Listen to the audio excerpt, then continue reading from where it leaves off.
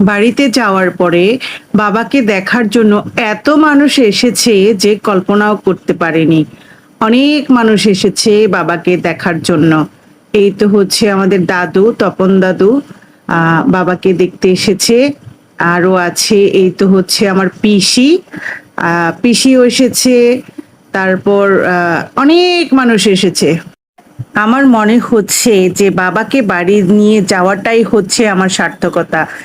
এত মানুষ দেখে আমি অনেক আনন্দ পেয়েছি, খুশি হয়েছি। আর সবথেকে বড় কথা হলো আমার বাবাকে এত মানুষ ভালোবাসে আমি কল্পনাও করতে পারিনি। সবার ভালোবাসা দেখে আমি খুবই মুগ্ধ হয়েছি। সবথেকে বড় কথা হলো বাড়িতে যাওয়ার পর ফাদার বাবাকে আশীর্বাদ করেছে। মাও একজন অসুস্থ, মাকেও ফাদার আশীর্বাদ করে দিল। আসলে আমার জীবনটা ধন্য হয়ে গেল। আমি কল্পনাও করতে পারিনি এত সুন্দর আয়োজন হবে, প্রস্তুতি